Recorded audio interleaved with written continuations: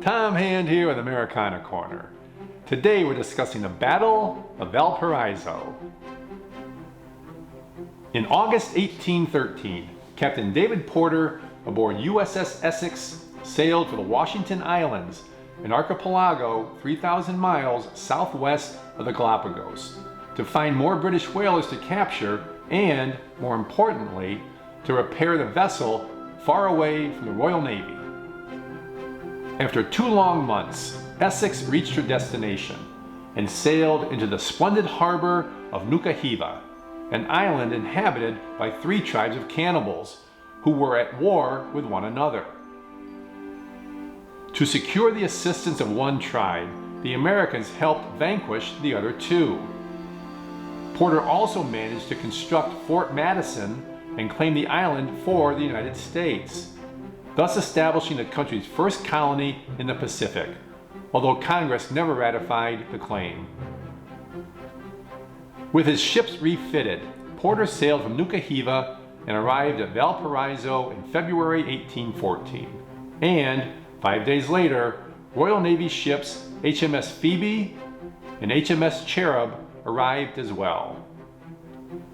Captain James Hillyer, commander of Phoebe, asked Porter to surrender to the stronger British squadron, but Porter would have none of it, replying, "You shall never take my ship without fighting for her."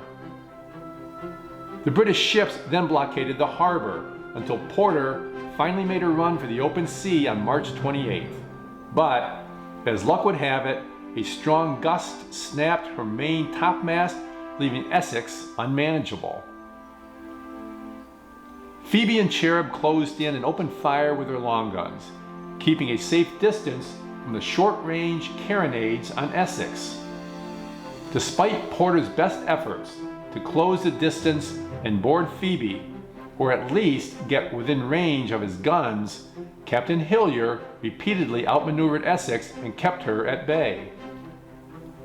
After 2 hours of this unequal combat, only 75 of the original 250 men on Essex remained able to fight, and most of her guns had been disabled.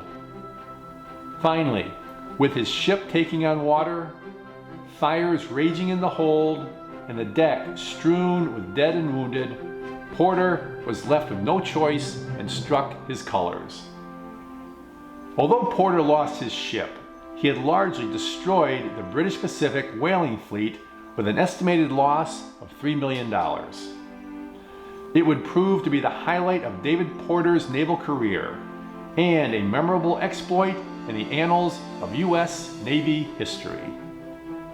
Next week, we'll discuss the British blockade during the War of 1812. Until next time, may your love of country lead you.